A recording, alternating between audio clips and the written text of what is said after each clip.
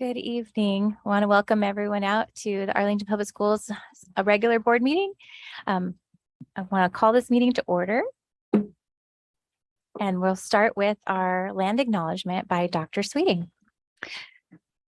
We honor the first peoples of these lands by acknowledging that the area in which we gather is within the traditional territory of the Stillaguamish tribe of Indians. The Stillaguamish people have inhabited these lands and waters since time immemorial, and their ancestors have remained in this territory to this day.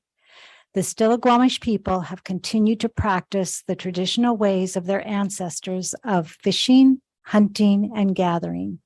The Stillaguamish tribe has had these lands and cultural traditions passed on to them by their ancestors who believe that everything has a spirit and that they are caretakers of these lands and waters. Thank you, Dr. Sweeting. Next, we'll have our Pledge of Allegiance. Will everyone please rise?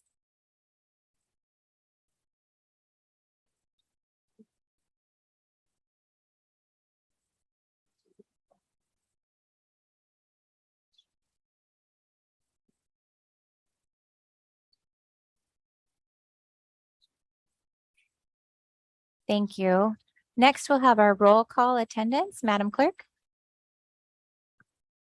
Director Ray, Director Ray is absent and excused. Director Kelly, Aye. Director Kingman, Here. President Levesque, Present. Director Knapp, Here. Student Advisor Schroeder, Here. Student Advisor Laban, Here. Superintendent Sweeting. Here. Thank you. Next, we'll have the approval of the agenda. Does anyone have any amendments to the agenda? Can I get a motion for approval? I make a motion for approval. Second. It's been moved and seconded to approve the agenda as presented. Madam Clerk? Director Kelly, Aye. Director Kingman, Aye. President Levesque, Aye. Director Knapp, Aye. Thank you. The agenda is adopted. First up on our agenda tonight is a presentation of the AESD accreditation plaque, and this will be handled by Dr. Sweeting. We want to welcome Larry Francois, our superintendent with the Northwest ESD 189. I just wanted to come down here and introduce Larry Francois personally. He does support the region, which is, I don't know how many school districts in the region. He'll get to that. He's going to tell you the full meal deal, but I'm happy he's here, and he's got a special presentation that he's going to make. And we have the principal from Arlington High School, Marilee Herman, and new assistant principal, Denise Eichler. They're both here. So if they'll come up closer, that'd be great. And I know that Larry will have you stand up shortly. And welcome, Larry. Well, good evening, and thank you very much for giving me a few moments on your board agenda tonight. And it is not lost on me that I am standing between you and the Seahawks Monday night football game. So I'll try and make my comments brief. Again, as Dr. Sweeting shared, my purpose for being here tonight is to publicly recognize Arlington High School for achieving their renewal status as an accredited high school for the next 6 years through the AESD, the Association of Educational Service Districts. So there are 9 ESDs in Washington State. We are regional service and support organizations. In the case of the Northwest ESD, we encompass the 5 counties in the Northwest region, Snohomish, Skagit, Whatcom Island, and San Juan counties. We support both public schools, private schools, tribal compact schools, public charter schools within that region. Similar to your school district, our ESD is governed by an elected board. In this case, we have a 9-member board at the ESD, and your representative to the board, who represents the Arlington School District, is someone who's probably familiar to many of you, and that is Corey Duskin. So one of the many hats that Corey wears is that of an ESD board member. I think he's been doing that for 4 years now, 3-4 years. Yeah. What's a little bit different about ESD board members is that they are elected by the elected school board members of the 35 school districts. So actually the 5 of you who are elected here are ones that elect Corey and other board members to ESD boards. As I said, there are 9 ESDs in Washington, and collectively we are known and operate together as a network as the Association of Educational Service Districts. While our mission is primarily to support the needs within our respective region, the AESD operates as a statewide network that provides common services at scale in all regions of the state. And high school accreditation is one of the AESD statewide services. We have been, as an AESD, accrediting high schools and other schools since about the mid-2000s, and we are the largest accrediting body in Washington state. We have over 250 schools, public and private, middle schools and high schools generally, that are accredited through the AESD process. We accredit all kinds of schools, comprehensive high schools like Arlington High School, alternative high schools, themed high schools, private high schools, online schools, anything that's out there that has a need for improvement, we accredit. The Northwest Educational Service District serves as the lead ESD in the statewide accreditation process. So what is accreditation? So I'm in my 30-something year in education, and way back when I started my career, accreditation was about counting how many books you had in your library and verifying the credentials of your teachers and looking at the master schedule and how many square feet were in the cafeteria. It was a lot of bureaucratic measurements, and schools were required at that time to be accredited in order for the kids from those schools to get into college and university. Accreditation has changed dramatically over the years. First of all, it is no longer a required process, but it has evolved into a voluntary research-based self-study process. So the goal through accreditation is to communicate an independent external standard of quality that creates a valid, credible reputation for the school and the community that it serves.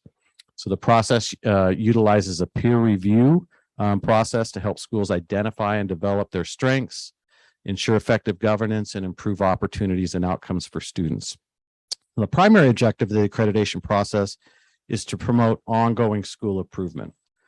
Schools going through accreditation work with a coach who works with school leadership to facilitate the development of a meaningful school improvement plan. And those school improvement plans, as you probably know, are statutory requirements for each school to have. Our AESD accreditation coaches are typically retired either building administrators or district level administrators who have extensive experience at the secondary level.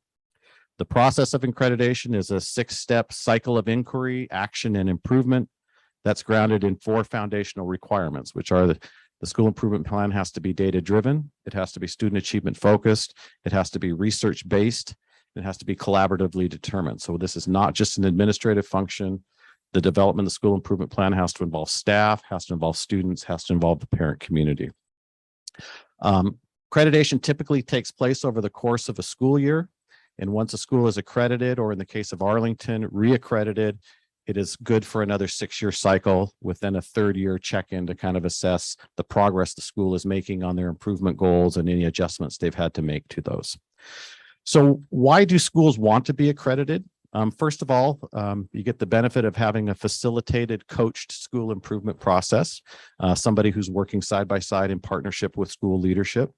Again, it provides an external review and validation of the school improvement plan and the process that led to its development.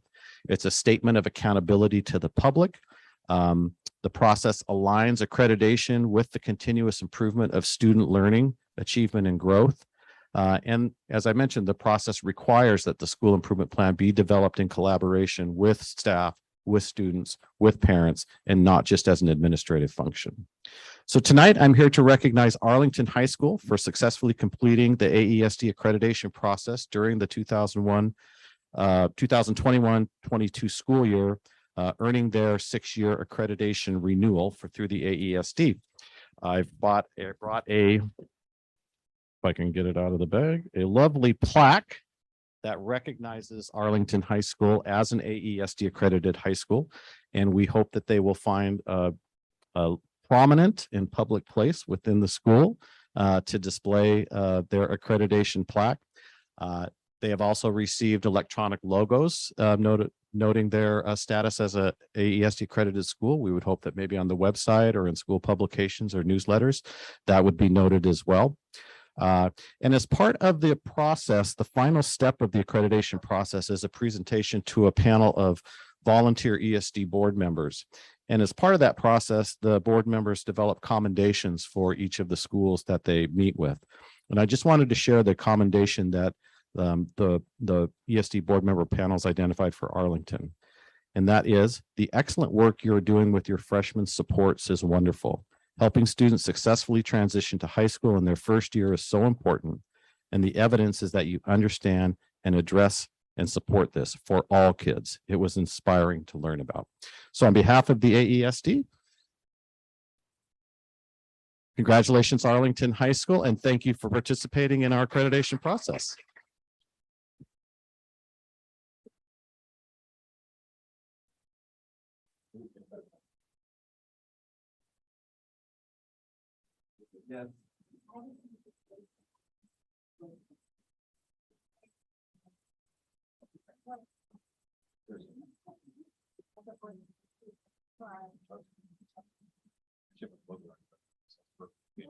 So, yeah, it's just a little bit. There you go. That's good. Okay, there you go. Sorry. Sorry, I'm the board meeting.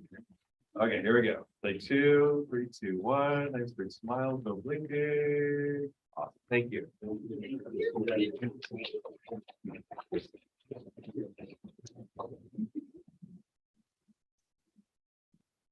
Thank you, Mr. Francois. And congratulations to Arlington High School, and thank you, Corey, for being here also. Thank you. In the spirit of that Seahawks game I spoke of, Have a let you great get on night. with your business. Thank you, everybody. Thank you. Next up on our agenda is the introduction of our new staff members, and this will be presented by Eric DeYoung, our Executive Director of Human Resources. Good evening, directors. Yes, it's my pleasure to introduce some of our new staff tonight. We didn't bring them all here because there's on our list over almost 90 new employees we've hired this year. Now, they're not all going to show up on here because some of them were like leave replacements last year with us or current year only staff that we've hired back. So they're not necessarily new to us. So you're not going to see them all in the pictures here, but we have almost 90 new staff we've hired. So here's our classified staff, our new employees that were new to us this year. Not all of them, because we did a second training on Friday that we didn't get a picture of. So there was 10 more that we did on the Friday. So our classified staff, and we'll have a list here in the next slide. So you can see this is the high school level. So either Arlington High School or our transitions program, which serves our 18 to 21-year-old students. And you can see a variety of different positions there, from paraeducator to our attendance officer and secretary and paraeducators. So that's high school. Next slide is going to be elementary. So again, lots of different positions, from child nutrition here, secretary, lots of paraeducators we've hired, school nurse, custodians. Next slide would be middle school. All our new paras at our middle school, both middle schools have new staff. And then the last one, I think, is sort of a mix of different locations. So we've got paraeducators at our Apple preschool. CODA is certified occupational therapy assistant. That's what that one is. We have some nurses on there, custodial, bus drivers, lots of bus drivers, which is great. We always need bus drivers. We still need bus drivers if you know anybody. We've got sub bus driver postings all the time. Okay, and then I think next would be our certificated staff. Here's our certificated staff that we've sort of new to us staff. Did a great training with them, a full day training at President's. Our next slide is going to show you the names. So here's our high school, both Arlington High School and Weston, and math, sped, life skills, drama teacher, actually a couple math teachers, transitions, chemistry resource room is RR resource room, and ELA is English language arts and social studies. That's what that stands for. Middle school, again, ELA and social studies, EBD, emotionally behavior disturbed program, math electives. So we've got a variety. You can see a lot of different new employees we've got in our elementary. Coming up, you can see a lot of new elementary teachers. I think we're heavier on the like K3 teachers this year than we were our 4 5s. So you see a lot of first, second, third, and kindergarten up here, and special education. We had a lot of special education as well. And then I think is there one more? Yep. Some special programs. So SLP, speech, language, and SVLC, a couple of teachers at SVLC. One was our online program and an ELA. So those are our new staff. And so we'd like to welcome them. We got a great crop of new staff this year. So thank you. Quick question for you. Wondered, do you know about what percentage of people you've hired on were replacement versus, I mean, I'm just looking at all these names. I'm thinking, are these new positions? What does that- Yeah, we had a almost probably record number of retirements and resignations. So most of these are replacing. There's very few new positions. Mostly it's just covering people who left, yeah, for one reason or another. Great, thank you. Yep. Thank you, Eric, and welcome to all of our new employees. We appreciate you taking good care of our students here. Next up, we have our approval of our minutes for our regular meeting minutes from August 22nd. Are there any amendments to the minutes? Can I get a motion? Make a motion, we approve the regular meeting minutes from August 22nd. A second. It's been moved and seconded to approve the regular meeting minutes from August 22nd. Director Kelly, Aye. Director Kingman. Aye. President Levesque, Aye. Director Knapp. Aye. Thank you. The minutes are approved. Next up on our agenda is our public comment portion. And I'm going to read a little script. The board recognizes the value of public comment on educational issues and the importance of involving members of the public in its meetings. The board appreciates feedback in order to make the best decisions possible to benefit students. In order to permit fair and orderly expression of public comment, the board will provide a period of time at the beginning of each regular meeting during which visitors may address the board on any topic within the scope of the board's responsibility. Anyone addressing the board tonight, whether it be in person or virtually, has completed a public comment form and read and agreed to the district's instruction for public comment prior to this meeting being called to order. When the board president calls your name, please step up to the microphone if attending the meeting in person. If attending the meeting virtually, please join as a panelist, allow video, and unmute your microphone. Refrain from comments that are an invasion of privacy, violate school district policy related to harassment, intimidation, bullying, or discrimination, are disruptive, irrelevant, libelous, slanderous, or profane, and limit your comments to 3 minutes. The board does not respond to questions during the business meeting in order to comply with the state of Washington's Open Public Meetings Act. The board's silence does not signal agreement or endorsement of the speaker's remarks. Depending on the nature of your topic or questions, the superintendent may ask staff to contact you to answer questions or provide information. If you requested a follow-up response on your public comment form, you will typically receive a response within 5 business days, depending upon research required. The board president may interrupt or terminate an individual statement if it is uncivil or exceeds the allowed time. Each speaker will be given 1 opportunity to speak. Madam Clerk, I believe we have 1 person signed up. We did have one person signed up. Her name was Jessica. We are not seeing Jessica logged into Zoom at this time. Jessica, if you are on Zoom, could you please raise your hand just in case you're on as a different, under a different name?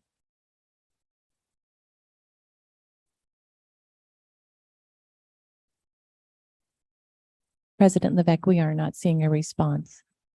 Well, thank you. We look forward to hearing from Jessica sometime at a next meeting or maybe an email. You're always welcome to send comments to the board via email. Next on the agenda is our consent agenda.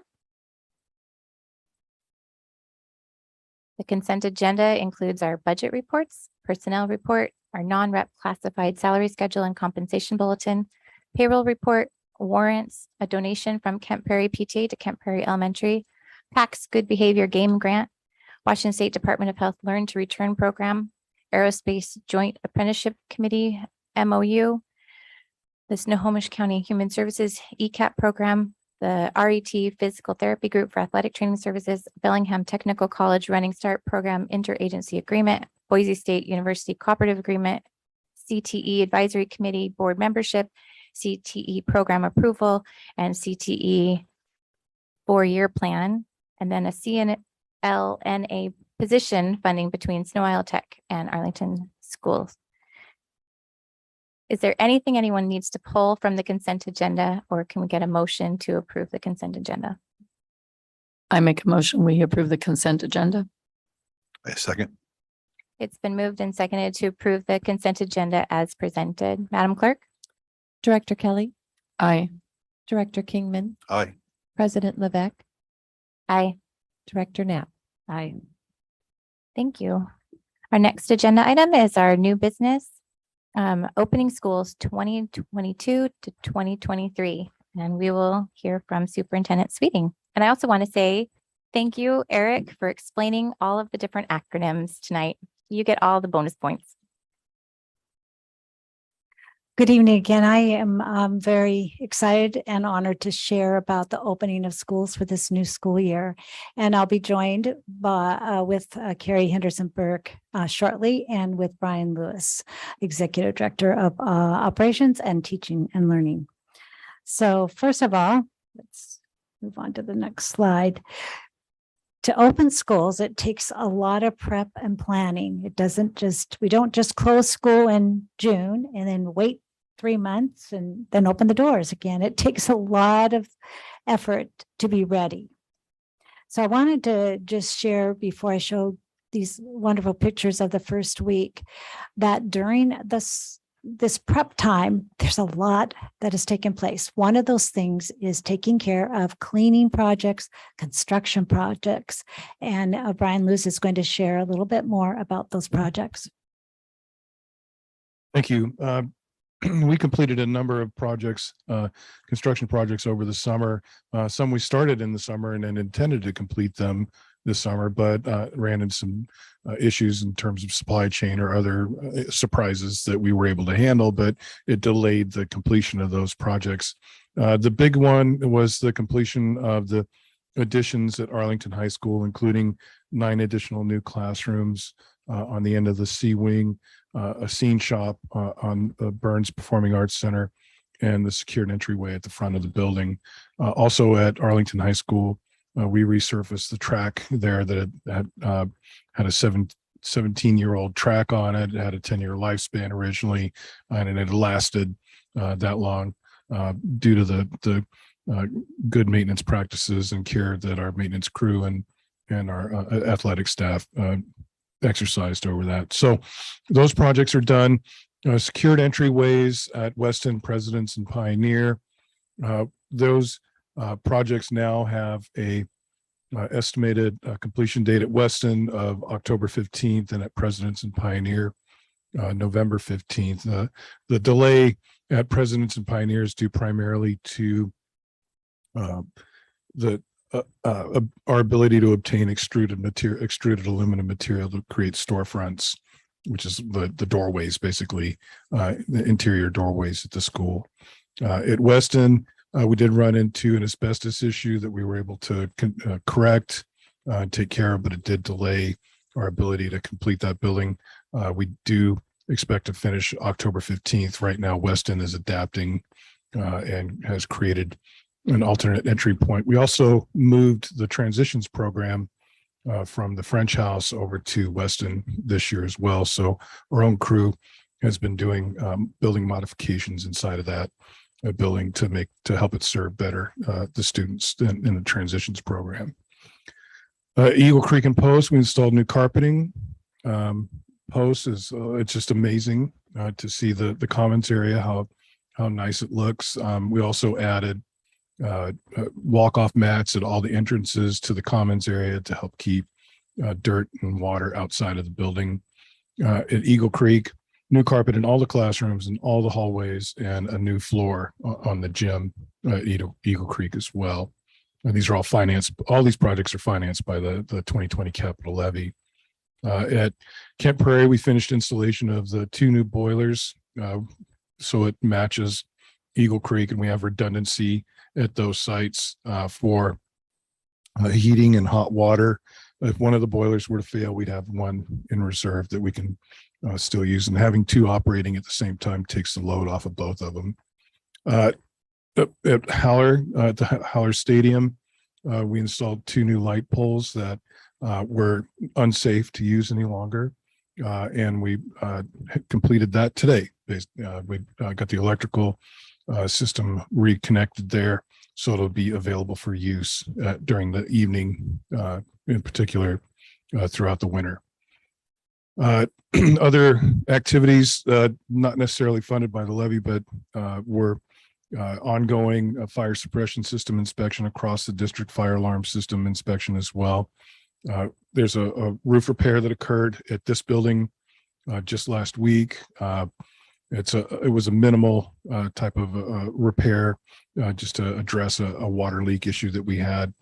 And then our own crews, our own custodial crews, I want to read to you some of the activities. They lump it into an activity that they call top-down cleaning, and it starts at the top of the room and goes all the way to the floor. They clean all the light fixtures and replace any broken lights, any inoperable lights. They clean all the vents into the room, get all the dust out of them. They wash all the windows. They dust all the horizontal surfaces, even if the higher surfaces, they dust those. They clean and extract the moisture out of any carpets in the building. And then the wood floors, or not the gyms that do not have wood floors, we clean and wax those. In addition to the cleaning, our custodial crew is responsible for moving teachers around both inside and outside from within a building and to other buildings. And we had over 50 teacher moves this summer, which is a huge number of moves. We also operated a paint crew this summer. Some of the work that they did was they repainted the interior of the Pioneer Library. They painted the foul ball poles at Arlington High School. This was nice and out of the ordinary for them because they had to use special equipment to get there. They painted the portable doors at Eagle Creek and repainted crosswalks and bus stop lines across the district. The bus stop lines are those red lines on the edge of the sidewalk in the front of the school, or they also could serve as fire lane indicators as well. Our director of support services worked his magic and was able to obtain red paint, which we have not been able to obtain in the past year. And right now, a person I know that works for maintenance at the city of Seattle is telling me that red paint is still 13 months out, but Ed was able to work his connections and get some red paint. So thank you, Ed. So our crews were busy over the summer for sure. Thank you. Thank you, Mr. Lewis. I just want to give a shout out to our maintenance crew and to the support services staff, because really all of these things were critical for us to open schools and be ready and to feel good. And like the new carpet at Post, it was like when you're there, it just feels like you have a new haircut, you have a new outfit on, and you just feel ready, so it's cool. So thank you for sharing that. Besides those kinds of things, other things took place during these months, and that was connecting our students and families to resources and other things that are needed to start school, information and communication. So there were family resource fairs, one at the Stillaguamish Tribe, and then there was another one in the community and elsewhere. We had the Arlington High School Link Day for ninth graders. We had the Arlington High School Eagle Days. We had open houses and so much more to get ready for the new school year. In addition to get ready, there was a tremendous amount of training and professional development, and this continues. This is ongoing. But during the summer,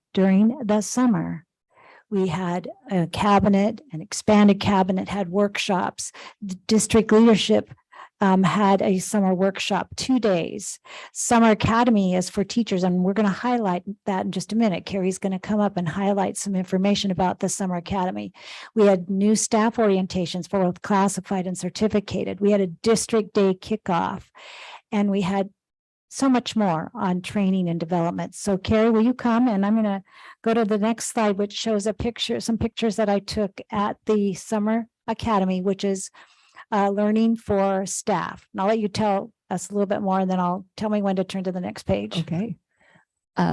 Summer Academy is not a new undertaking for Arlington. It's been in place for more years than I care to count. But this year was particularly invigorating and sort of triumphant because it was live.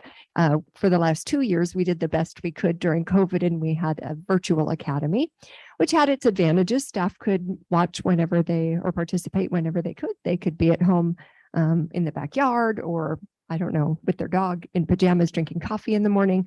But there's definitely it was really exciting to return to the living, breathing togetherness of Summer Academy. So on the next slide that Chris is going to pop up is a list of the courses that were offered. Summer Academy is a 2-day event.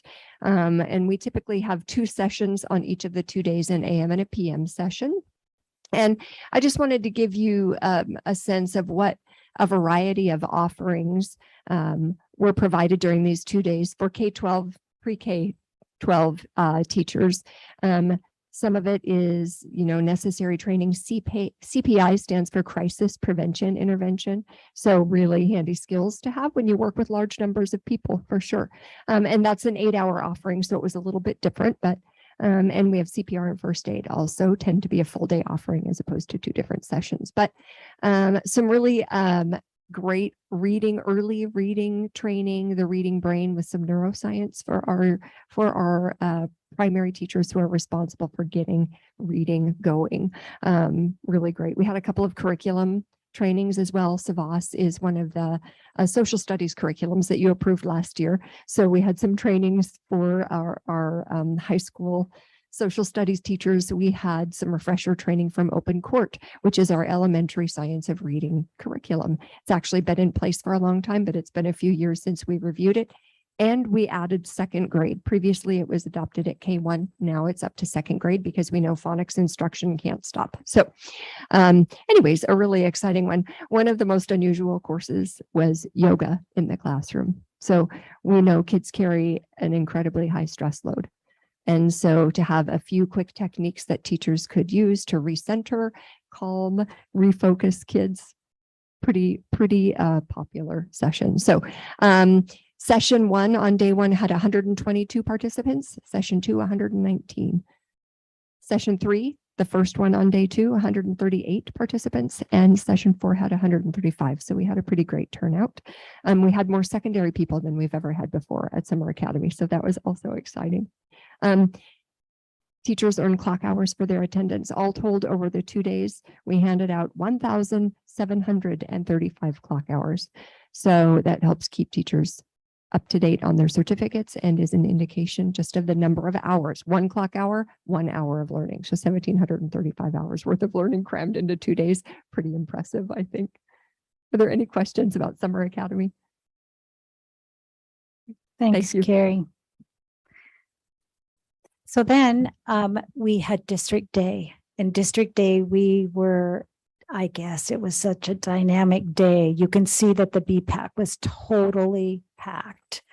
I mean, there were maybe 1 or 2 or 3 spots available for seating, but Erin Jones came and she really spoke to us about living in the brave space and knowing our why and being grateful. And so we were just so encouraged and just so inspired by her.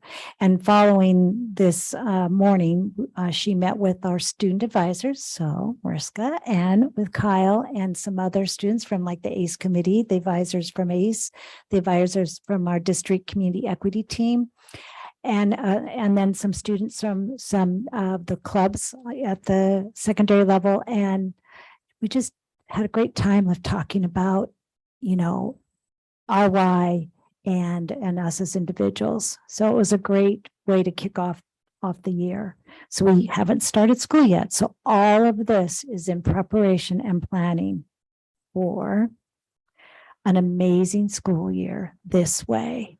So when Eric DeYoung, Executive Director of HI, we headed off to Eagle Creek, and this is us. There was a lot of the schools in the district, a lot of chalk being used on the sidewalks. So we're using writing in the classroom and writing outside the classroom. But there's this bulletin board there where it says use your wings to fly. It doesn't say to fly, but that's what that means. Just move forward. And I thought that was pretty cool. So the next few the pictures are going to be the first week, the first couple days, and here's some more chalk. Welcome back and have a great first day. The first school is Eagle Creek. So at Eagle Creek, our emphasis for this year is about the strength of you, me, and we, and also ensuring that each of us feel that we belong here. And you can see the bulletin board that was created by the staff there at Eagle Creek. You belong. And then it's a small world here where all are welcomed with a hello. And then you can't really read them, but those are hello in many different languages. So it's really awesome. And you have the principal, Bethany, there, and staff, and that one picture way up in the right-hand corner is of the bus coming into the site. So that was Eagle Creek. The Pioneer, just lots of families excited, a lot of walkers to this site. So a lot of walkers there, and they're just ready for the school year to start. Happy families, happy kids, happy staff. The next site, Kent Prairie. And okay, I want to share something about this. So you'll see over on the left-hand side, the flowers. So, and the principal, Colleen Van Bell. So those flowers and you see them behind her, but also on the wall, they were everywhere. Those bouquets of flowers were everywhere in the building. The students last spring had each created and made a flower. And so to welcome the kids back, they used those individual flowers that they had made in the spring to create those bouquets that were all over the school. It was just very, very cool.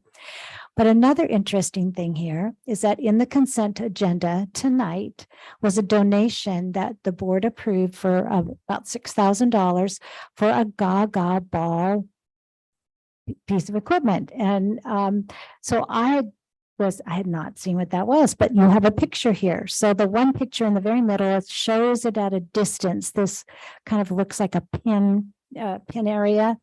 And then you can see kids slowly come in. And the final picture on the bottom right shows that the kids line up around the edge and there's a bouncy ball. And the intent here is you think this would be like a crazy situation, but it's really cool. And the kids, it's having a hard time explaining it, but the ball has to hit you below the waist. So there's no throwing that ball at anybody's from the waist up. And so many can get involved. Over 30 kids or around 30 kids can get inside that spot. That's a big one. That's pretty good. And Eagle Creek has one too. This one's permanent. And I will give a shout out again to maintenance and grounds because they did some extra work here to make sure there was drainage underneath this. This Gaga ball, I don't know if it's a pit. Okay, so it's a Gaga ball pit. And so anyway, and then the picture on the bottom is of in the gym when the kids are getting ready for their PE class, right when school's going to start. So had to share that. This is President's. So at President's, they had these balloons and it was where everybody could get a picture. So these are pictures like there's the principal, Jamie Miller, and then their staff. And then we got a couple of shots of kids in their classroom. Just, you can see, first day of school, ready to learn. And then the next is still Stilligwamish Learning Center, which tomorrow will be their official day. They've been doing parent conferences. And so, but the middle picture there is of a mother that I think all her children have gone through, and I think she has many, I'm not sure exactly, but even the tiny one there is getting ready at some point to come to SVLC. And so, and then the staff there, the bottom left is in the kindergarten classroom, teacher's classroom. So lots of fun, lots of happiness. Next on the same site, but different program is the ECAP Apple Preschool. Carrie Saunders and her staff, and they're starting not this week, but next week. And so they're getting ready and they're very excited. And just like it says on the bulletin board, add a little sunshine to someone's day. They are certainly going to do that for each one of their preschoolers. And next, Howell Middle School. So there, it was, it looks like they're standing on the right-hand side just against the wall. And, are they really having class in the hallway? Well, really what was happening there is on the second day of school, they do what's called behavior walks. And it's an opportunity for the students to walk throughout the school and learn about the different expectations in those areas. So if you're out playing on the basketball court, what are the expectations? If you're in the commons area eating, what are the expectations? And so we call those behavior walks. And it's really part of their positive behavior program to really train and teach the students, what the expectations are. Then moving on, post. And here you can see maybe a little dark, but on the right-hand side, that is the new carpet. And that's where it felt like you've got a brand new suit on, you've got a new haircut, you just feel so good. And there's some pictures in the cafeteria, and these were the sixth graders, and they were just like, eyes wide open. They had just left the elementary and they're now in the middle school. And then we went into the wood shop and these students were also sitting there listening. Okay, what are the expectations in this wood shop? And we'll go back when they've made some things. It's pretty exciting. Next is Weston. And just wanted to share that the screen, which has on the screen says presentation options, and it has this list of things, letter, comic strip, story, and such. So this is an example of universal design for learning. So there's variability in the way that they can present their learning. And so it's one of the things that we're working on in the district. And there's students are excited, and they had a great first day, and we're great about that. And we mentioned, Brian Lewis already mentioned that the transitions program moved from the house over here next to the sports services to Weston High School. And here's a picture of those students, not all of them, but some of them. And then Arlington High School.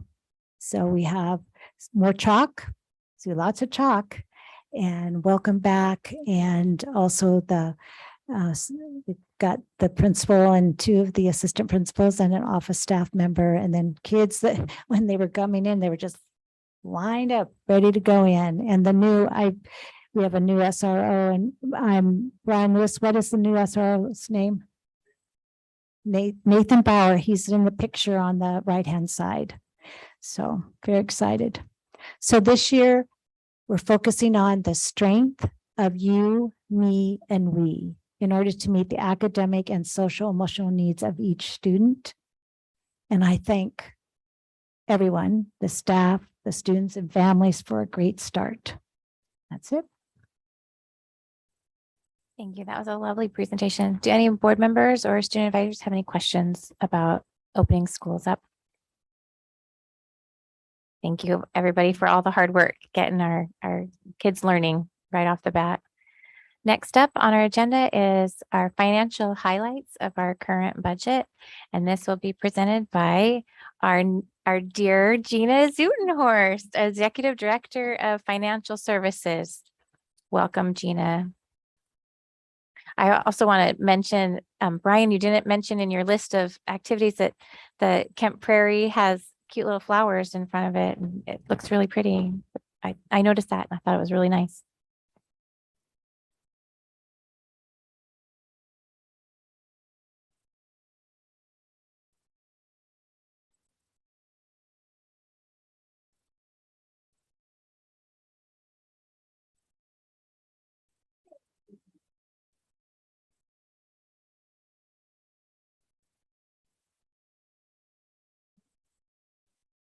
Now the red light is on. Good evening, Gina Zutenhorst, Executive Director of Financial Services, here to provide a financial highlight of our current budget.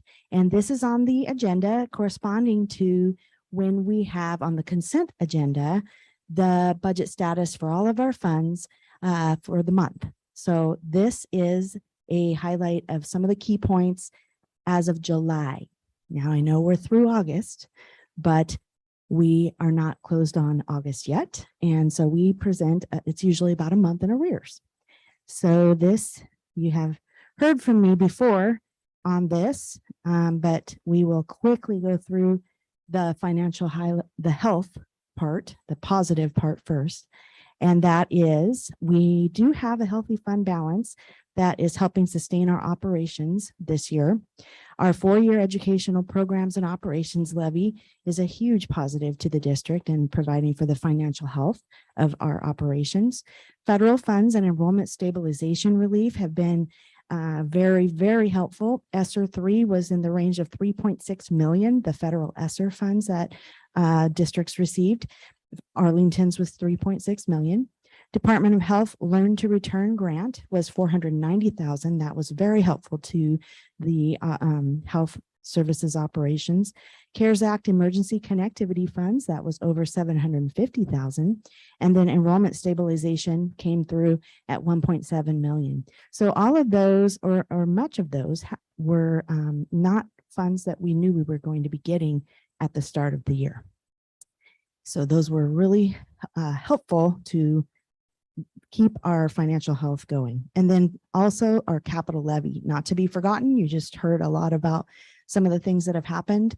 Not all of those would have been capital levy funded, but most of them that Brian had reported on earlier in the construction update are with our capital levy funds. However, we do have some significant financial challenges for 21-22, the year that we are. So we're still living in last year, even though we've started a brand new year, the finances are still in the old year. 21-22 has a declining ending fund balance compared to prior years.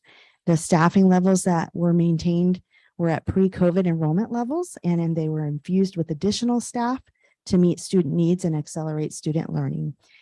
Enrollment is recovering at a slower pace than hoped. And there are a number of programs that have unique needs that are greater than the revenues that are generated by their associated funding models. Two of the main ones are our special education program, and that really just highlights that the state needs to better fund our special education program needs. And then our child and nutrition services, and that was a really unique year last year as well. There were federal waivers that we were operating under. So none of the typical expenses and revenues were there. So for this year, child nutrition services really did generate more costs and not as much revenues to prop those up. And then continuing to experience costs that were associated with COVID-19 would still contribute to the financial challenges that we had or are having for 21-22. Here's our fund balance trend. So this chart shows multiple years of our fund balance across the months, starting with the beginning fund balance last September, and then ending with August, because our fiscal year runs September through August. So August would be the last month in a fiscal year. And you can see the lines bounce along the dots across the years. The 18-19 is the pink year, very higher fund balance. And that was kind of in line with when McCleary came about. And so it created a balloon in our fund balance. And then 19-20, you can see the trend. It follows pretty close from month to month, but it's a little lower. And then you can see 2021 is the turquoise line. We started out higher and then we started going down lower, but still on trend with ups and downs throughout the year. And now our navy blue line, this 21-22, is the current year that we are in, as far as it's last year, but it's, to me, it's still this year, even though the new year has started. You can see it's still following the trend, but it is definitely markedly going down lower. So for July, we have a fund balance of 8.6 million is where we are at. But if we are following trend, we believe we will be around the 10 million mark, between 9.8 and 10.2 million is where we believe we will land with our fund balance. And that's where we're budgeting for next year to start. So that is a lower, that does show that we are heading down lower with our fund balance trend. Now, and while I'm projecting that we're going to be ending with a healthy fund balance for 21-22, as you'll recall, we've been talking about our new budget for next year, and that shows that we are finally significantly going to go into our minimum reserves and by over half. So our minimum reserve would be about 7.8 million, and we would project that we're going to end next year at around close to 4 million. So that is going way down into our minimum reserves and lower than we've ever been. So just to put it in context, when we talk about the financial health of the district, we're coming off some very, very healthy years, and we've weathered the storm with COVID impacts and all the changes in funding and all the increased costs and all the different grant sources that we have received. We have managed and managed and managed, and we're going to have another year of managing but it will then show that we cannot continue to sustain that. So like I've said, our revenues, something new.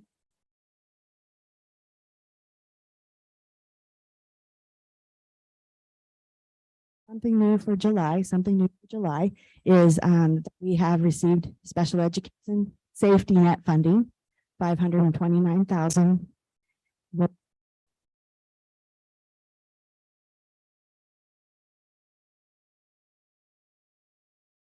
And then expenditures, 98% of our total budgeted expenditures have been either spent or obligated through purchase orders.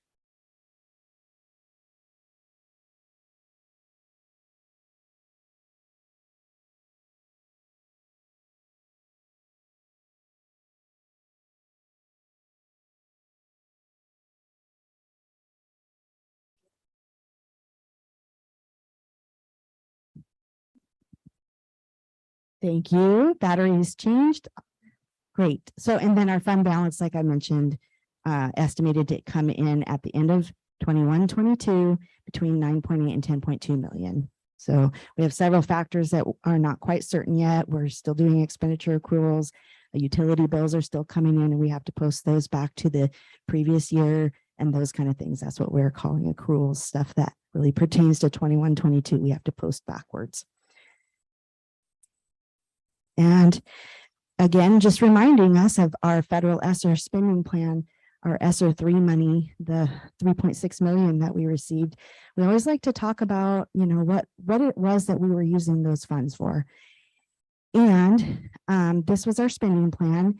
We will be updating when we get to our fiscal year end, and I can show you exactly how the spending went and how close to plan that was. I do know and can tell you that our summer school program was a huge success. They had way more students participate in that and free of tuition. So the cost for that also was greater than expected. So some of the little slices of the chart are going to be smaller because summer school is going to be bigger. So another cost that was not necessarily planned for, but will be encompassed is in here, is all the staff that were paid for, those green areas of the pie chart: school building, paraeducators, and school building instructional staff, and then school counselors. But the paraeducators and instructional staff, when they were absent, then we would have substitutes.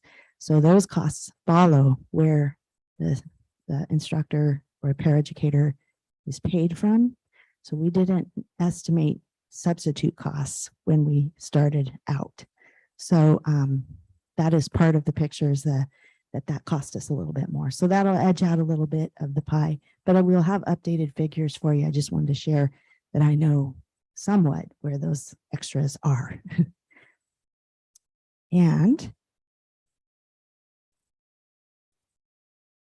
it will be exhausted by the end of 21-22. We're on track to have spent either all of it or almost all of it. If there are any nominal amounts of funds left, they are already spoken for as far as continuing some of the services that were being propped up or provided with them this year. And this is our OSPI financial indicators tool. And this shows weighted average scores according to some specific calculations, fund balance to revenue ratio, expenditure to revenue ratio, days of cash on hand, 4-year budget summary plan. They're listed up there. Those are factors that were identified by OSPI, and then they weighted them, and then they come up with a score. And the cut score, where you would be, which is the bottom, the total profile score is down at the bottom here. And the OSPI has determined that 1.7 would be a score. If you receive a 1.7, you'd be considered to be on financial watch. And you can see that we have had a history of financial health with these financial indicators, and very strong. 21, 22, we're estimated to be in the range of 2.45. So we're still good, but when I am able to extrapolate a next version of this for you, I anticipate that that score will be much closer to the 1.7. So unless factors change next year, it's going to be really, really close. But I wanted to just keep this in the forefront of your mind, this tool, because we look at it every time is a financial indicator, and we do projections out on that. And that is the end of what I have ready to share for you today. And I'm happy to entertain any questions. Gina had some questions just in general. So if we're going to be in this financial place, where do you see, when I look at a very base level of economics and accounting, and I say there's revenues and there's expenses, and where do you see us having a place that we can, like, I know the expenses side, we've talked about that with Director Ray, and talking about pulling, we know staff, do we need to do reductions? Is there anything on the revenue side? Is there anything on the positive, or is there some combination of a 50-50? We're going to have to look at serious reduction and enrollment will improve. What are your thoughts? Yeah, I can talk a little bit about some of the things that could influence revenues, and you're absolutely right. When any of the exercises that we might go through in talking about how do we get in a better spot in future years would involve not just looking at expenses, but how do we maximize any revenues that we might potentially be able to, but weighing that, the impact of that, and what it is to our community, what they value as well, and getting feedback and input on those things. There are things such as facility rentals. There are certainly donations, grant opportunities that we could be pursuing, competitive grants.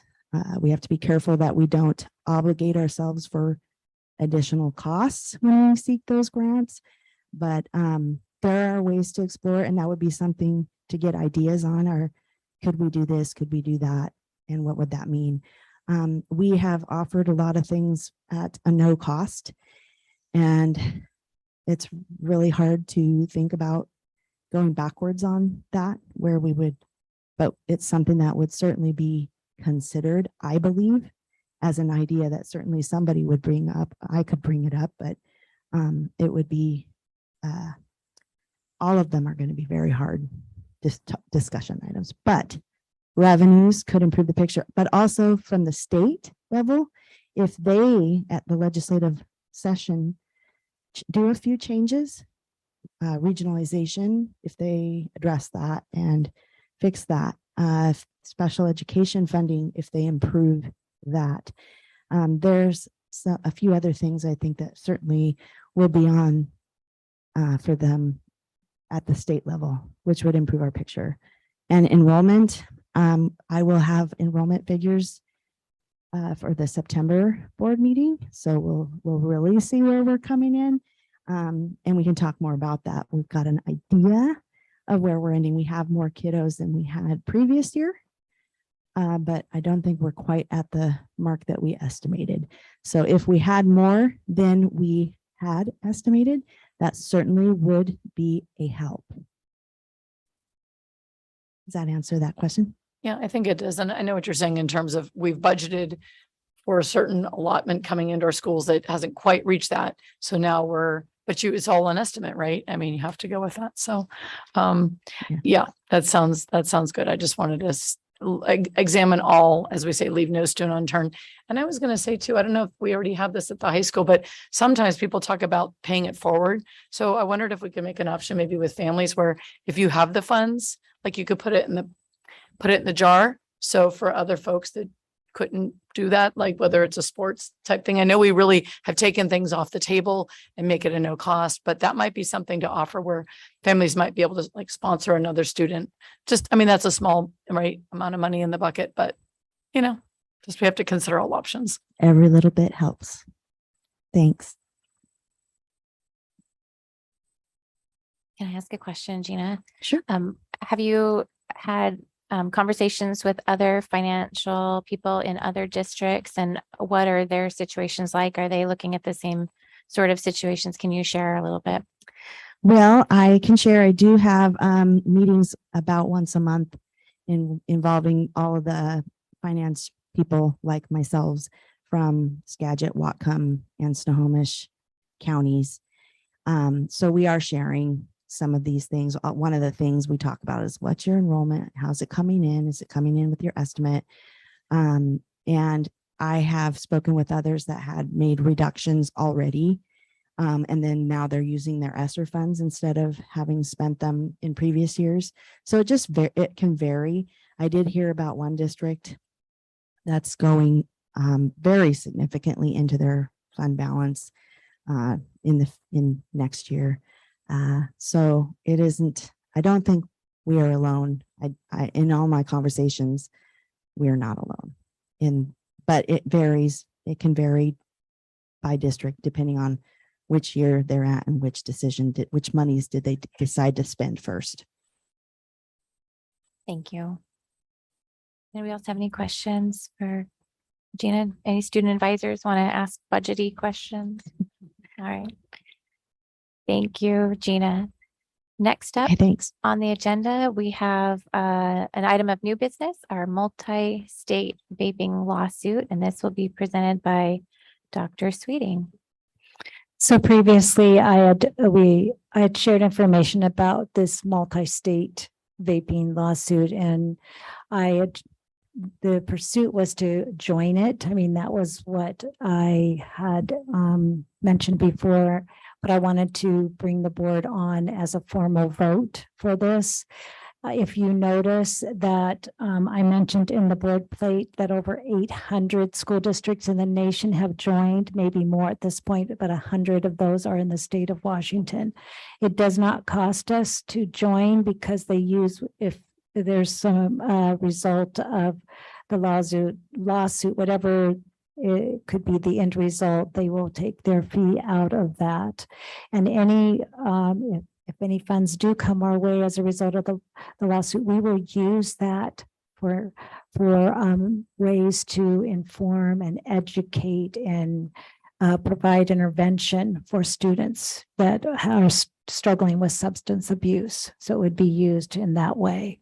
So I am, as you also saw on the board plate, that the state of Washington, the average on the Healthy Youth Survey just recently was 30% of students at 12th grade said that they had used electronic cigarettes, but in Arlington on the most recent Healthy Youth Survey, it's 40%. And so there's a need. Right. Because not everybody filled it out. But so anyway, I'm asking for board approval to move forward. I motion that we move forward and join this lawsuit for anti-vaping. Second.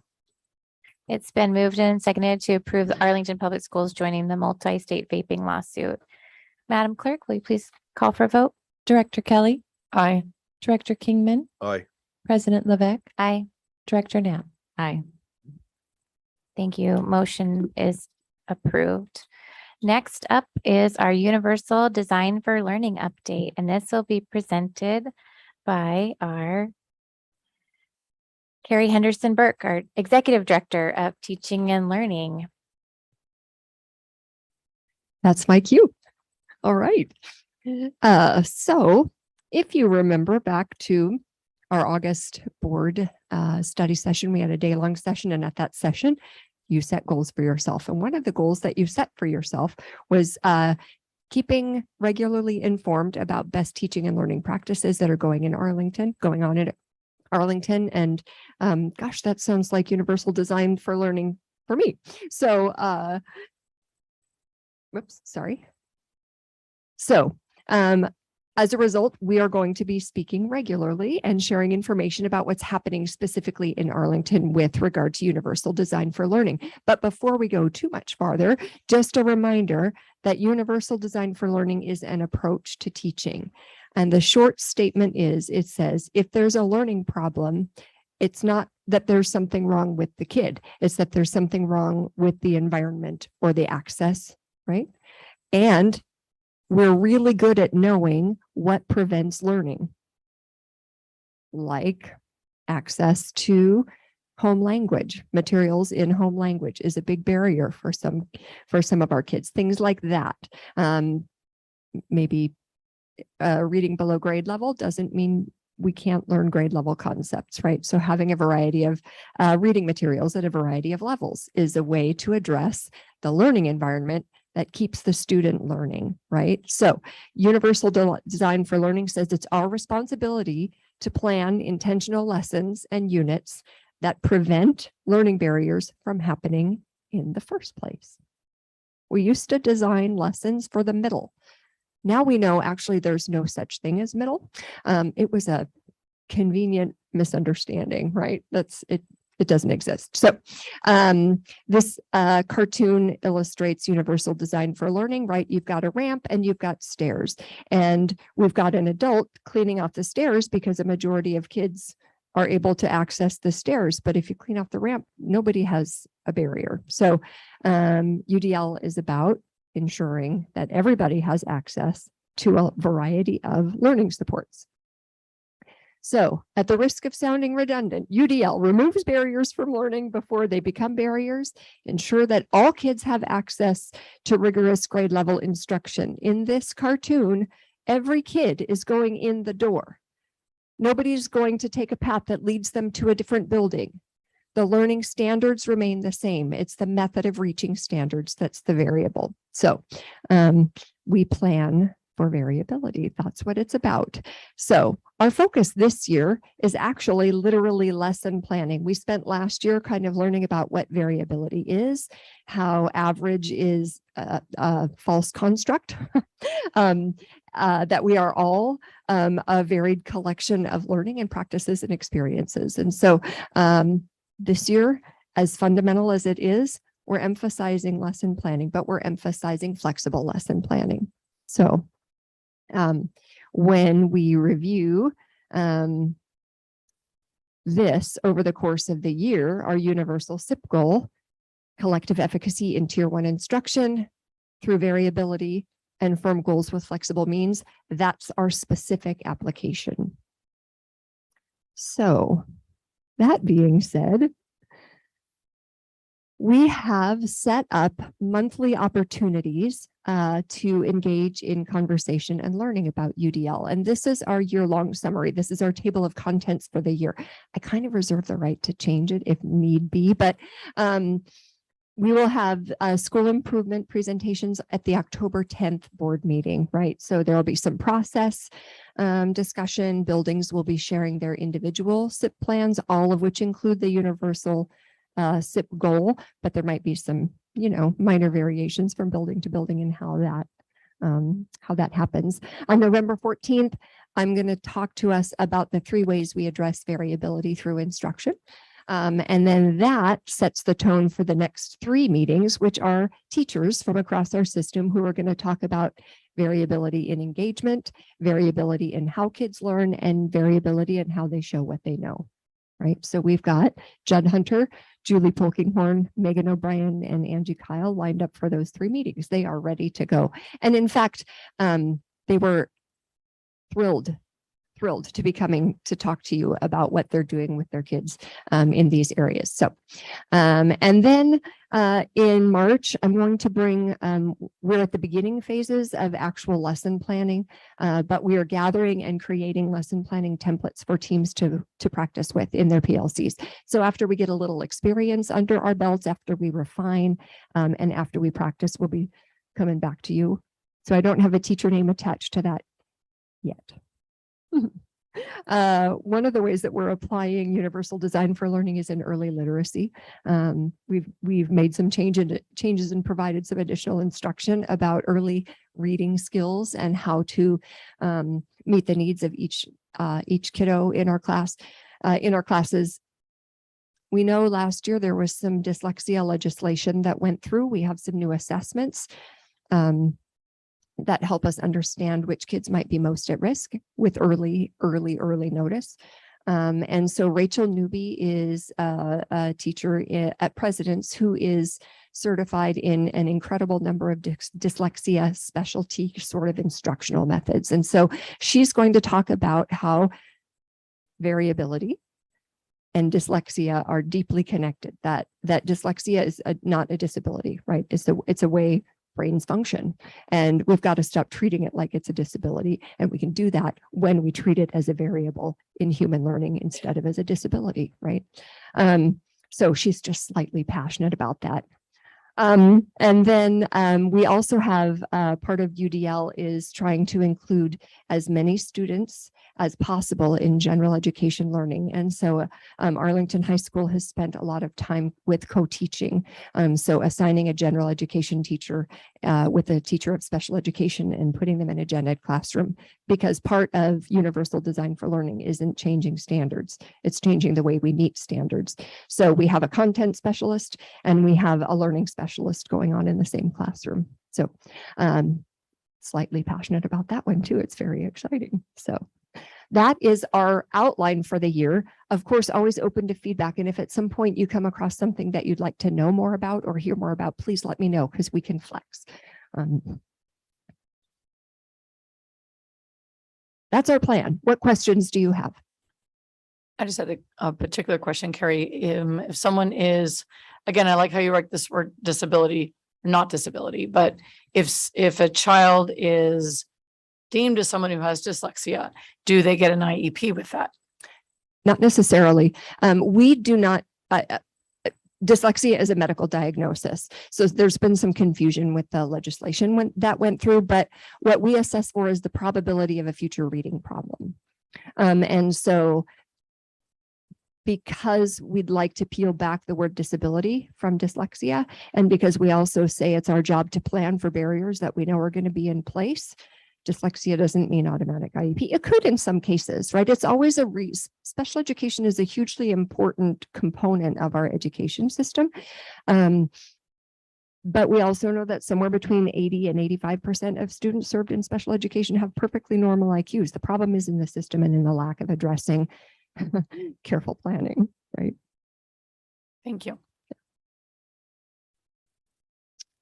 I have a quick question. I'm just wondering, I know that UDL is becoming more and more important for our district. So do we, is it specific to Arlington or do we see it in any of our neighboring districts as well? It is, and actually it's an emphasis from OSPI, from the state of Washington, that this become our new normal in how we address learning with each student. And we also know, as I said, most of our students who are served in special services, right, really with some creativity, some time, and some opportunity to think differently about how we plan, we can hopefully prevent that. Because if we don't plan in advance, we wind up with bloated intervention programs, right? So that's not okay. So Washington State, definitely, Arlington, definitely. And we do have an opportunity. We're part of a team of people that have been through, we'll be in our third year of learning with kind of an organization that specializes it and has provided a great deal of leadership and example on the East Coast. So we're learning from their learning. Yeah. Awesome. Thank you. All right. Thank you. Thank you, Carrie. Next up on our agenda is our first reading and adoption of Board Policy 1400, Meeting Conduct, Order of Business, and Quorum. Dr. Sweeting. Good evening again. I am hoping that the policy can be put up on the screen if possible. So policy 1400, there was a new law that came into effect in June. It was a new house. It was, let me turn the page here. I believe it was House Bill. My paper up here. House Bill 1329. And there's two key parts, and I think we'll just scroll through this. There's just some minor changes on the first page, just some word, but the next page talks about, as a result of the COVID emergency that we've had in the last year, it's caused boards, of course, to think of new ways to keep meeting even during a crisis like COVID, where you can't meet in person.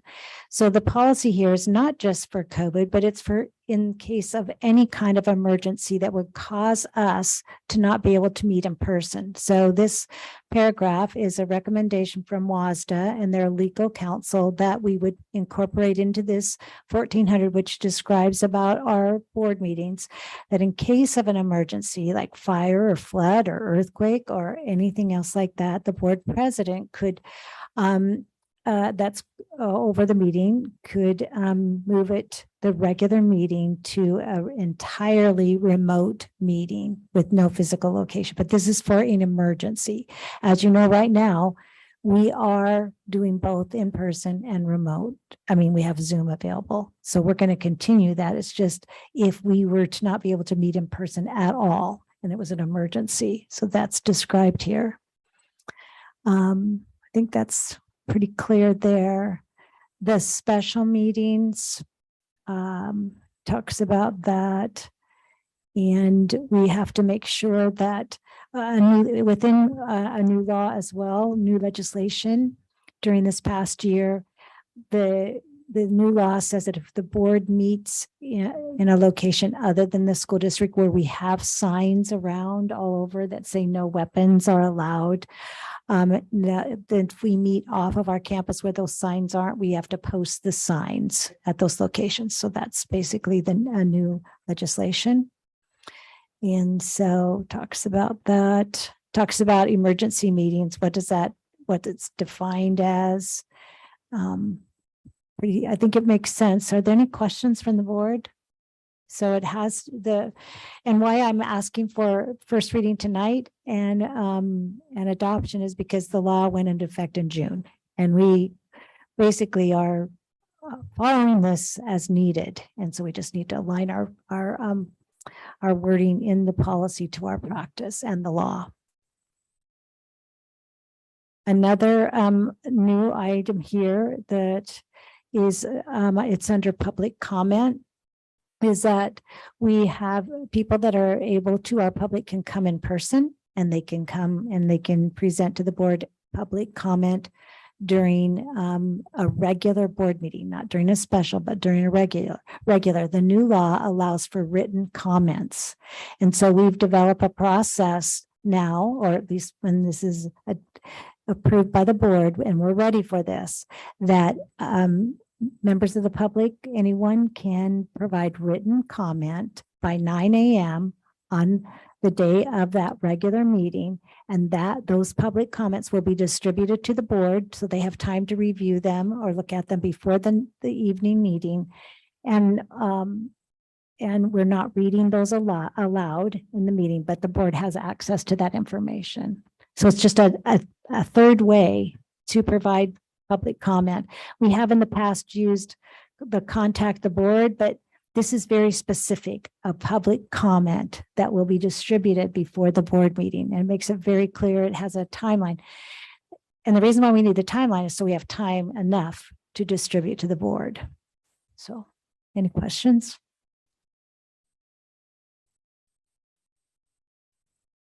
If there's no questions or proposed amendments, this is an action item and we're asking for adoption at this first reading. Do we have a motion to approve and adopt this? I make an motion, we approve and adopt this 1400.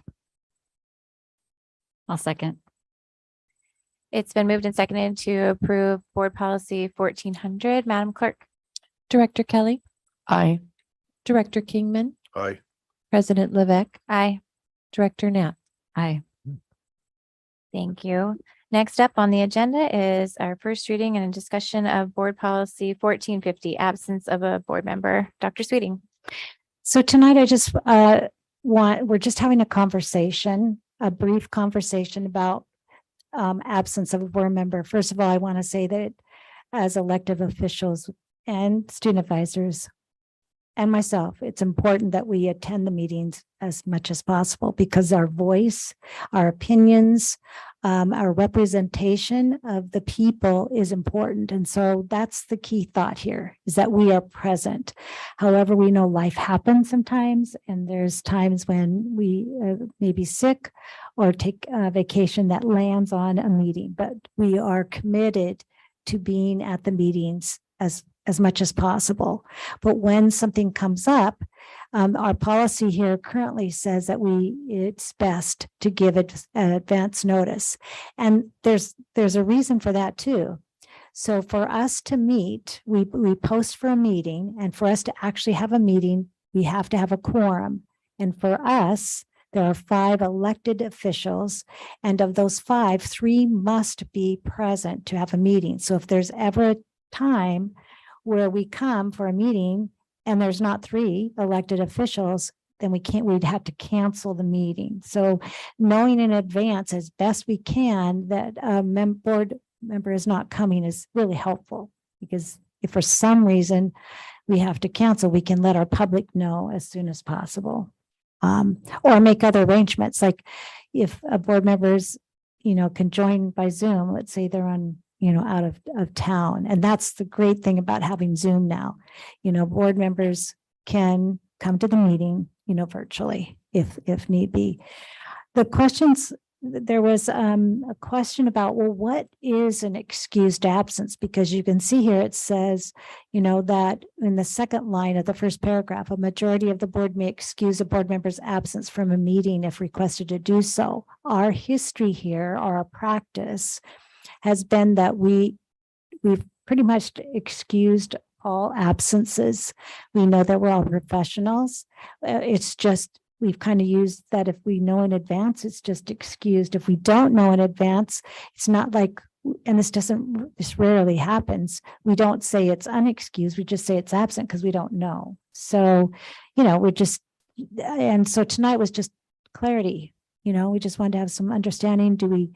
I'll tell you what, that language right there is mere language almost. I looked across the state, and this is from WASDA. This is the mere language of other places. And so we can keep this the same, we can possibly modify it, or we just come to an understanding of what our practice is. If we keep going, and I did seek the advice of Patty Wood, who has come to us and done professional development with us about this concept. And she's on the State Board of Education.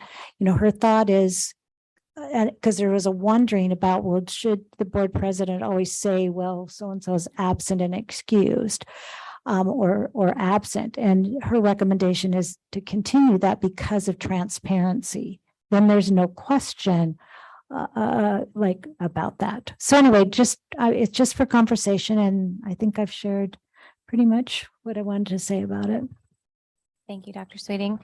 I think we want to just have this conversation, in an open public meeting, just to discuss this and see what you guys think about how we're doing things and if there's any changes needed. I know the question I had was, what would that be like if we had to do a resolution of the board to excuse somebody? And it just seems kind of cumbersome and time consuming. And I thought maybe it would be helpful if we had a discussion about what would qualify as an excuse. And my thought would be that if it's the same reason that we would excuse a kid from school, that I think that those would probably qualify also. So like an appointment or surgery, or, I don't know if you're in Antarctica and there's no Zoom available. So something like that. So I was hoping everybody would take a second and weigh in. Yeah, the only part that I was a little confused about was the majority of the board may excuse a board member's absence if requested. I've never seen that come up, but I'm new. So I was wondering, is that retroactively? Like if you didn't call and you weren't there, ask for an excusal for a past meeting missed? Well, and Patty Wood, she had said that it's here's the language, the policy. And she said, but it's a local level, it works out. When you read that second sentence, it makes me feel like, well, then is every absence unexcused unless the person asks? But I just know that our practice has been, we pretty much excuse every absence. We haven't, but if we're clear what an excused absence is, and pretty much, like you can notice the second paragraph, it gives some examples that a board member can be considered, like maybe the board needs to ask them to move on or do a process of moving them on if they've had 4 consecutive unexcused absences. Now, from a regular board meeting. So the reason for that is that we need the voice here. We need the elected official at the meetings. And so if someone is not coming 4 times in a row, that's actually 2 months. Because you think there's 2 regular board meetings every month, that's 2 months of not coming and, not saying anything, then that's like, there's a reason and we need their voice. So, but it says here, if absences for other than illness, active or training, military duty, or those authorized by resolution of the board. So one of the things I wonder, well, okay, maybe resolution lists the things, but I know that we've been doing this for a long time, longer than I've been here, and we're following that practice. And I'm not asking myself as superintendent tonight for any change except for us to if the board feels that there needs to be some clarifying language. There's not a procedure for this, so there's just a policy, but that's the same in all the other districts. Is just wanted to bring it forward. I think Dr. Switting, one thing I would bring up is maybe a timeline. Something where what is the expectation for notification? Would it be a 24-hour window? Kind of like your job. You need to let me know as soon as you know that you aren't going to be there. So do we say a 24-hour window in the event of sort of a life event that you weren't expecting? Or if it's something like an appointment that then that should be maybe, if that's enough advance, like that previous board meeting. At that board meeting, if you're not going to be available 2 weeks out, then maybe you should notify. But I think that would be a piece of language I would be okay with putting some parameter in there of saying, just know, I know myself, I did this myself. It was a mental health day for me. Honestly, I was just at a place. I'm like, I just don't feel I can put my whole self into that meeting tonight. I wanted to, but thinking about it now, I thought, well, it would have, I don't remember if it was even, I think it was a 24-hour window, but I think that, I think we should be clear on that expectation and treat it as the professional position it is. And I would, think about some language like that. If it's unexpected. But I do like the fact that, yes, I think if you're missing 2 months, I think your constituents would want to know why they're not being represented. And I think that's fair.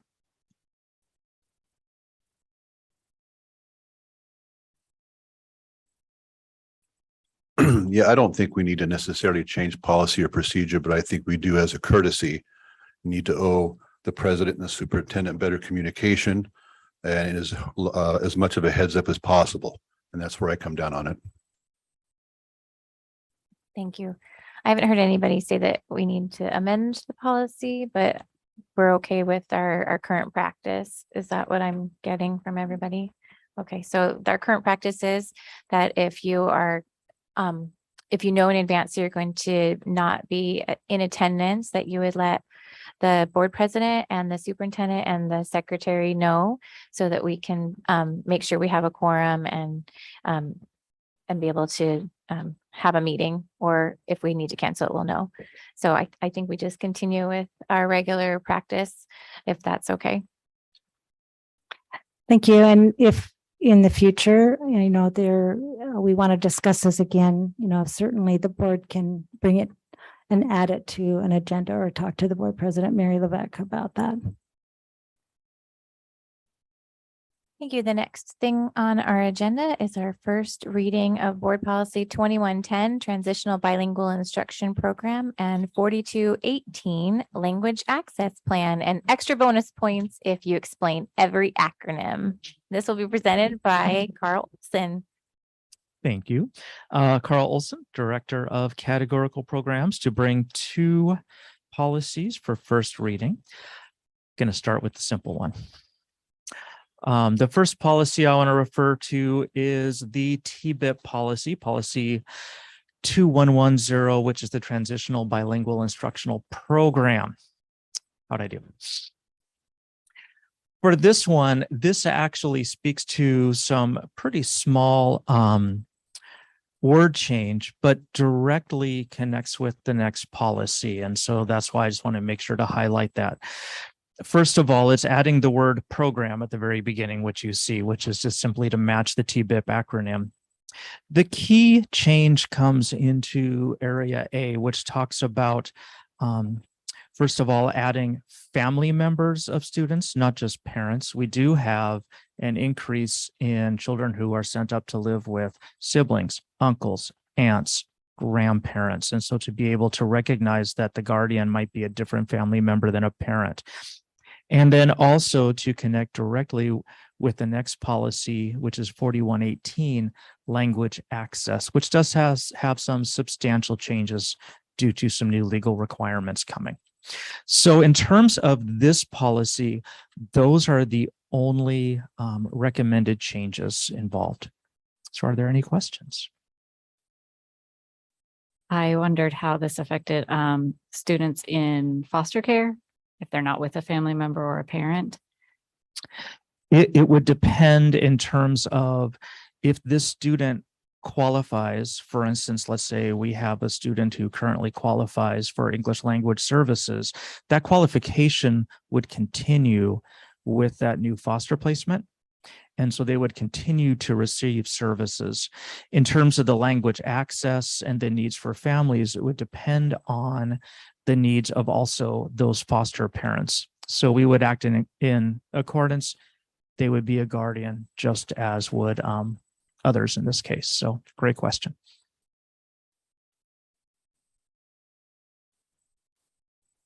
Okay. So Carl, then would we want the word guardian to be in there also? We sure could. I know I'm using that language with other publications as we're doing things such as advertising for English language classes, things like that, just putting parent/guardian. Perfect.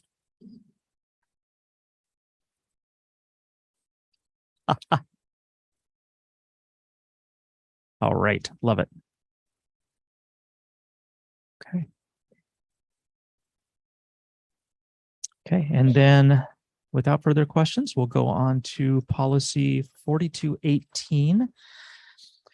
This particular policy is in response to new legal requirements, and these requirements came up last year, similar to what Dr. Sweeting shared about with some other legal changes that have happened with other policies. And so what we have chosen to do is model and change our current policy to match that of the WASDA recommended changes in policy.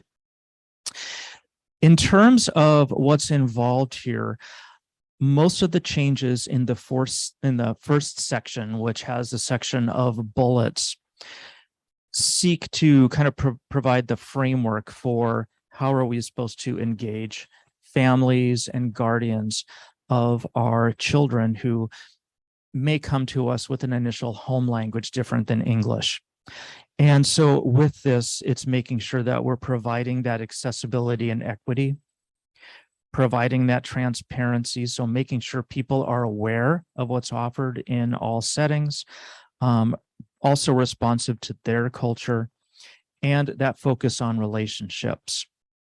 So with each of those areas, it is making sure that language is not a barrier to, for instance, understand your special education rights, understand rights under 504, understand how to contact someone for help, and many other areas. The next part on the next page is very similar until we get to a bottom section that discusses the needs for a couple different parts. Number one, that each district would have a language access liaison or coordinator, and then also would be developing a plan throughout this current school year to be implemented next year. And that plan would need to have a combination of a variety of feedback from constituents, with surveys, acknowledgement of budget needs, school personnel training, all under the guidance of the language access coordinator within that district. And so there are really two aspects. You already have in that second part, the implementation phase and what needs to take place over this year to make sure that our language access plan meets those 4 bullet points that were first shared. So now I am open for questions. I have a question. Do we have a language access liaison coordinator currently? Or is that you? We have talked about currently, I would be the most likely candidate for that role. And it would fall under categorical programs in terms of our work already with collecting data. We already have information on what families need for written communication, verbal communication. We collect that information both for those families where a student qualifies for ELL services, and even if they don't, because sometimes they may have exited services, yet their parents still need that access. So currently, I believe that is, without jumping the gun, the current understanding, given what we are already doing to move forward in those areas. Can I ask a second question? Is that allowed? Absolutely. Do we have any dual language classes and classrooms where teachers are speaking in multiple languages to the whole class? Not currently. I'll be investigating, not for this year, but the next year, a planning grant in order to look at how that can be done. We're working through the current barrier of space in terms of determining whether we would be looking, for instance, at a magnet program or school-based programs. I will tell you, we are fortunate in that we do have staff who are bilingual and who have offered that kind of opportunity before.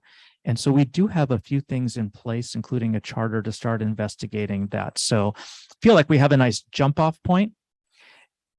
It's just that next step of working through the barrier. So that communication started. I've been talking with people from OSPI about that, and we'll continue throughout this year and next year.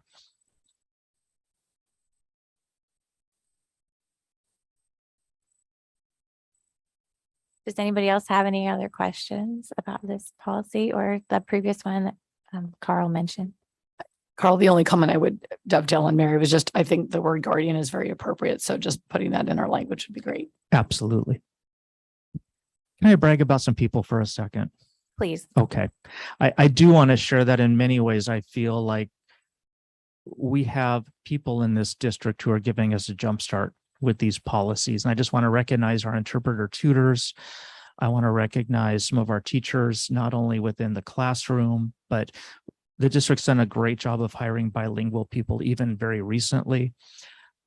But our interpreter tutors are really a wonderful group of people who connect with families. And because of that, where some of this legislation has requirements when a language represents 5% or more of our population.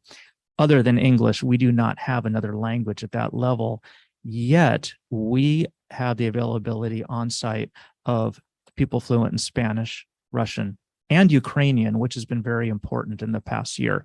So because of that, we've been able over the years to roll out support services to families that really gives us a jump start on the plan. Now it's just formalizing it. So I just want to give kudos to those people because they're doing great work out there. Okay, any other questions? No, thank you. All right, and thank you. Thanks for the shout out to all the awesome people. Next up, we'll have our second reading and adoption of Board Policy 5001, hiring of retired school employees. And this will be presented by Eric DeYoung. And as this is the second reading, this is an action item. Yes, it is. Good evening again. We actually have three policies here that are fairly minor changes just to update with the new laws. And the first one here, we didn't have any questions in the first reading, just updating the hours, basically, how many hours a retired person can work for the school district. We do them one at a time, or are we going all three? I think we're taking a vote Okay. for each one. So All we right. want to do one at a time.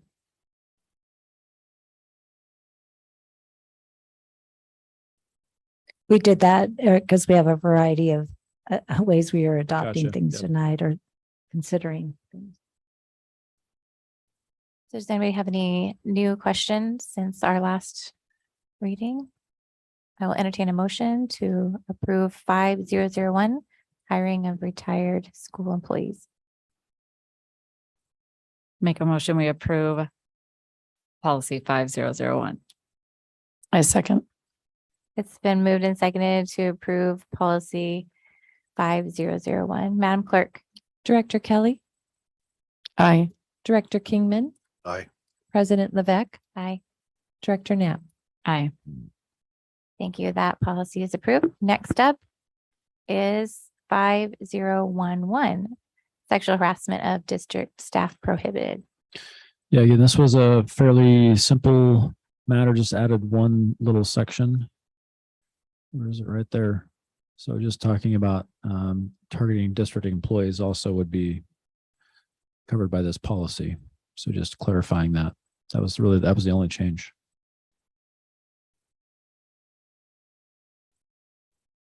Not hearing any amendments or questions or concerns, I would entertain a motion to approve 5011, sexual harassment of district staff prohibited. I make a motion, we approve board policy 5011, sexual harassment of district staff prohibited. I'll second. It's been moved and seconded to approve 5011, sexual harassment of district staff prohibited. Madam Clerk. Director Kelly, Aye. Director Kingman. Aye. President Levesque, Aye. Director Knapp. Aye. That policy is also approved. Next is 5612, temporary administrators. And this one just basically refers back to the other one you just approved and talks about temporary administrators being able to also work the hours that are stated in policy 5001. I make a motion, we approve and adopt board policy 5612, temporary administrators. I'll second. It's been moved and seconded to approve board policy 5612, temporary administrators. Madam Clerk. Director Kelly, Aye. Director Kingman, Aye. President Levesque, Aye. Director Knapp. Aye. Thank you. That concludes our new business portion of tonight's meeting. Next up is our informational items. We'll start with our superintendent's report. Dr. Sweeting. So first, I'd like to remind the board that Debbie Montgomery has the event passes for the athletic and other events taking place across the district. And then I wanted to read a couple of thank you notes from students who received the Merle McGuire Mayo Scholarship. And tonight I'm going to focus on thank yous from students who have renewable scholarships. In other words, they received it and now they're receiving it another year. First one, thank you so much for awarding me this scholarship. It has allowed me to pursue my dreams of playing basketball and getting a business degree to hopefully one day own my own business. This scholarship has truly been a blessing to both my family and I. I cannot thank you enough. I am so grateful for your willingness to help me achieve my goals. Your generosity means so much to me. Thank you from the bottom of my heart. Sincerely, Jocelyn. Next, hello again to my most wonderful, generous donors. Thank you so much for providing the financial aid that is helping me through college. I feel so honored and blessed that I get to continue through higher education with your help. This past school year, while I am continuing to pursue music as a double major, I changed my major to theater arts.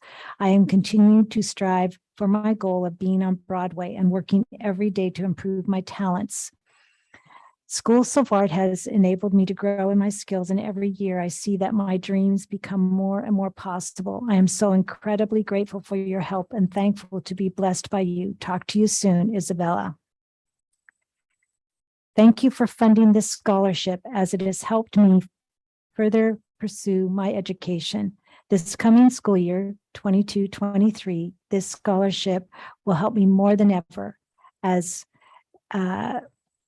it is providing me with less, as I think it's providing as one is providing me with less financial than previous years. Truth be told, I have been so busy lately that I have almost forgotten about this renewable scholarship. But once I remembered, I am more grateful than ever for being the recipient of this scholarship.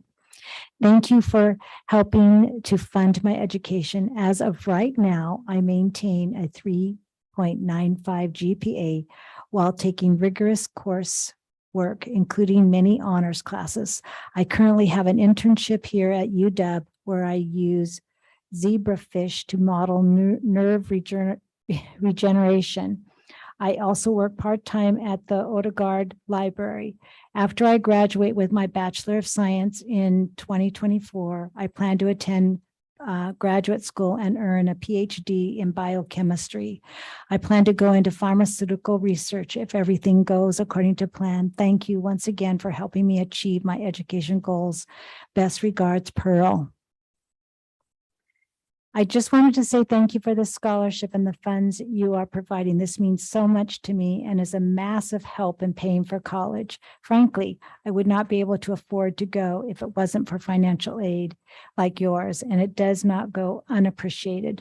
My second year of college will surely be even more challenging, but I promise to do the best I can. Thank you again, Matthew. This is from someone that we know who's one of our board advisors. Thank you so much for your generous scholarship. Has helped me so much over the past 4 years with being able to further my education. Sincerely, Annika.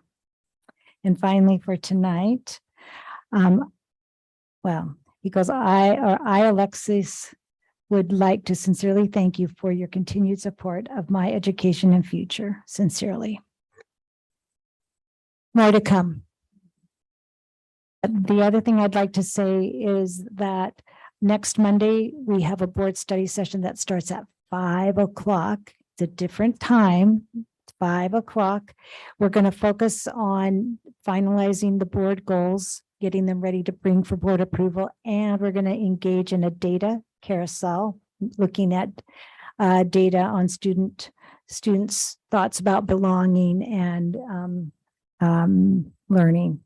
And then this Saturday, the Stronger Together event takes place downtown Arlington. And we start the day with the Lakewood School District and the Stillaguamish Tribe doing music. At the midday, Darrington School District will provide music and the Stillaguamish Tribe. And we will finish the day, Arlington, at 3 o'clock by just doing some finishing comments, and then the flight, right? Which are, Mariska will be part of that, I hope, because she's in flight. Yeah, so they'll be presenting at the end of the day this Saturday. And that's all I have. Thank you, Dr. Sweeting. I'm looking forward to that too.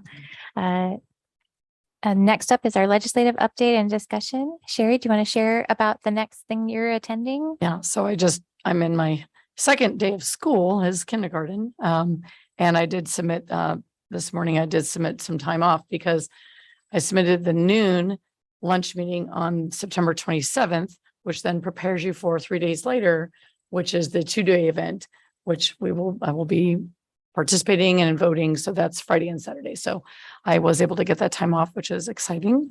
And I feel like I just want to be able to work with my school and find out when there's things of this nature which have weight and relevance to not just Arlington School District, but somewhat of our surrounding districts.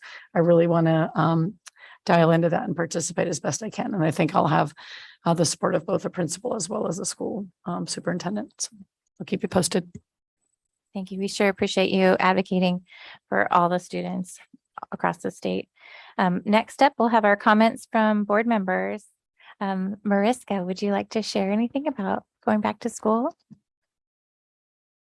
Well, it's been an interesting couple of days. I've personally enjoyed it. I always have this feeling where end of the school year, I'm so excited to get into summer, and end of summer, I'm so excited to get back to school.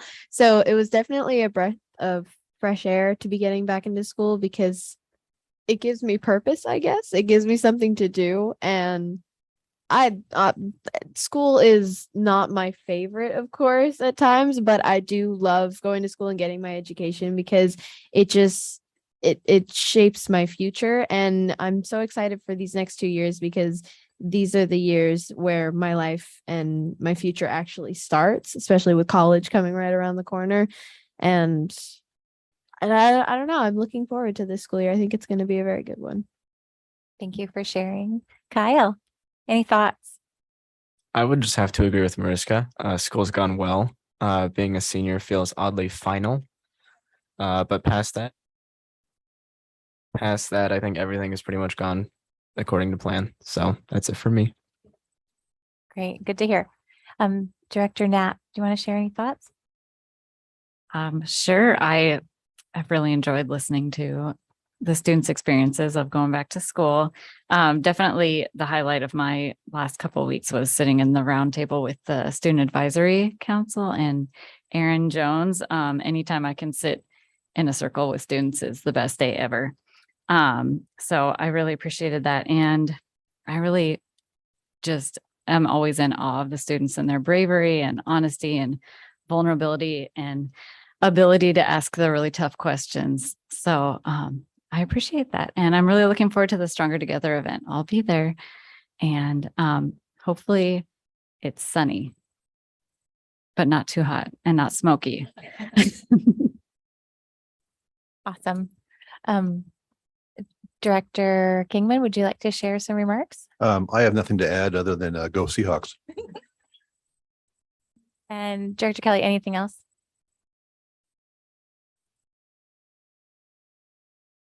I had someone who doesn't speak say 2 words today. I had a child who did not speak last week when she was introduced to me, and she's Spanish speaking, but she understands. And I introduced the kids one by one. I said, "What's your favorite color?" And she said, "Pink and purple." It's very rewarding. Congratulations. I just wanted to say thank you for everyone for being here. And thank you for having these tough conversations about budget and opening schools. And there's so much good. It is very, very fun to see so much learning and happiness and joy all across the district. And it's been joyful to send my children back to school also. And one of them even said, and I have permission to say, "Mom, I actually like school now." And so it's a big win at our house. So thank you to all the educators out there and all the staff for making it a positive experience for my kiddos. I want to remind everybody about our next meetings. We've got a study session, like Dr. Sweeting mentioned, next Monday, September 19th at 5 p.m. And that's here at the district office, and it's in the Lincoln Room. And then our next regular board meeting will be Monday, September 26th at 6 p.m. And it will be right here in the boardroom. And if there's nothing else, I will entertain a motion to adjourn this meeting. I make a motion, we adjourn the meeting. I'll second. Madam Clerk, can we please take a vote? Director Kelly, Aye. Director Kingman, Aye. President Levesque, Aye. Director Knapp. Aye. Thank you, everybody. Drive safe. Have a good night.